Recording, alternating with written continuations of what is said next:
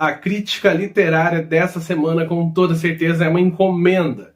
Há algum tempo atrás, eu lancei uma espécie de pergunta geral para vocês sobre qual livro antigo de terror eu deveria ler, listado algumas coisas que eu já pretendo finalizar esse ano. E eis que uma inscrita colocou de maneira enfática um dos títulos que eu tinha deixado por ali. E eis que, com toda certeza, como eu ouço vocês, eu resolvi ouvi-la. Eu vou dizer para vocês que eu tive uma excelente experiência. Experiência essa que talvez me deixe com um pouco mais de medo de ir em qualquer hospital.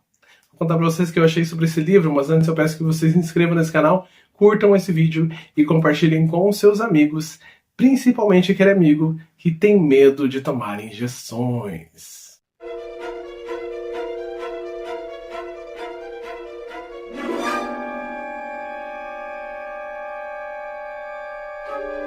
Tudo bem, pessoal? Meu nome é Diego Ferraz, sejam muito bem-vindos ao canal Tripteca e bem-vindos à crítica desse livro do Michael Palmer, A Irmandade Sinistra, com essa capa belíssima aqui.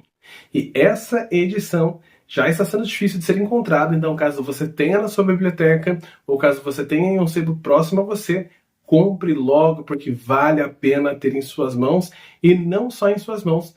Ler esse livro também vale muito a pena. E nas palavras de outro mestre da literatura, pelo menos para mim, o John Saul, quem me conhece sabe que eu gosto muito desse autor, ele escreveu Terror Sem Interrupções, da primeira à última página. Mas será que é tão aterrorizante assim essa história?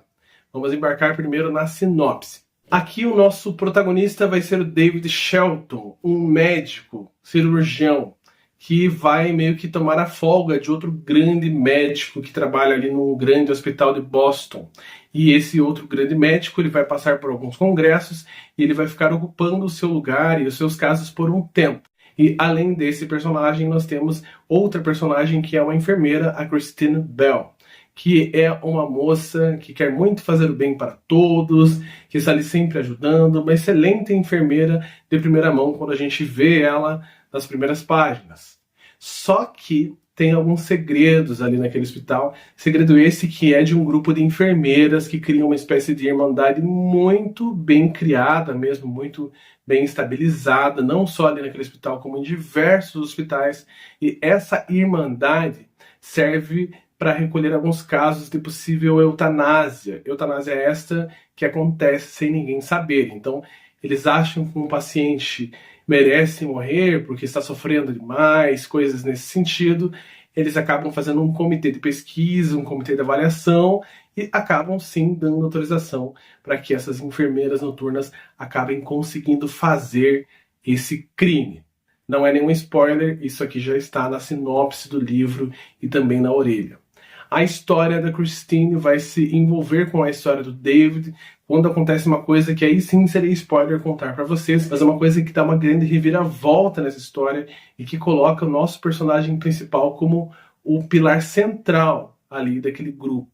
E ele meio que se torna então esse herói enfrentando esse grupo de mulheres. Só que é muito difícil esse enfrentamento, afinal elas estão em diversos lugares. Então como que você derrota um inimigo muito bem criado, muito bem organizado, e é isso que a gente vai ver num livro excelente. Eu não vou concordar com o John Saul dizendo que ele é um terror horripilante das primeiras às últimas páginas, porque ele não é um terror nesse sentido. Ele mais pareceu para mim um livro de suspense / ação. Acontecem muitas coisas, algumas dessas até acontecem um pouco aceleradas ali nas páginas finais, mas ao contrário de muitos livros, não é algo que atrapalha a leitura, mas outras coisas acontecem a seu tempo e tem muita desgraceira rolando aqui. Pode ter certeza que para mim pelo menos ficou aquela sensação de injustiça, fiquei com dó do meu protagonista, falando coitado do David passar por tanta coisa, como que ele vai sair dessa enrascada.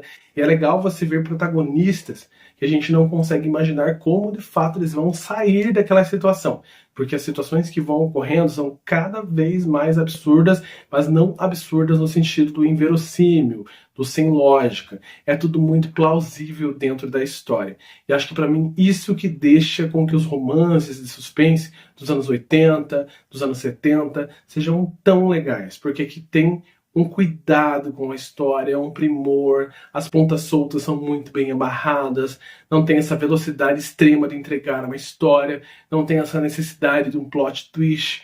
Aqui é um livro bem escrito e apenas isso. Eu amei essa história, é realmente uma história muito legal. Não é aquela história que vai ficar no meu top 10 melhores livros do ano, acho que não, mas é aquela história que eu finalizei com prazer, que eu já estava devorando as últimas páginas com ansiedade para saber o que ia acontecer com o vilão, o que ia acontecer com o mocinho, ou com as vilãs, ou com os mocinhos, então é muito legal. E outra coisa que eu tenho que elencar de positivo é que tem um romancinho acontecendo nesse livro, mas esse romancinho em nenhum momento ele vai suplantar a história de suspense. Então ele não vai incomodar, ele não vai ser maior. Então fica aquele romance, são 2, 3 páginas, mas o suspense corre solto. E isso eu acho que os autores contemporâneos têm que aprender, porque geralmente acontece de livros de suspense, terror, aparecer um romance do nada, e esse romance ele vai se delongando. Para mim, pelo menos, parece que o foco da história vai para outro lado. Então, essa é a minha crítica. Vou deixar até um comentário da moça que acabou comentando, pedindo para que eu lesse esse livro. Está aí a crítica. E peço que vocês comentem quais outros livros de terror antigo vocês querem ter a crítica aqui na internet. Pode ter certeza que se tiver no instante, vou colocar aí na frente para que eu traga para vocês o mais breve possível.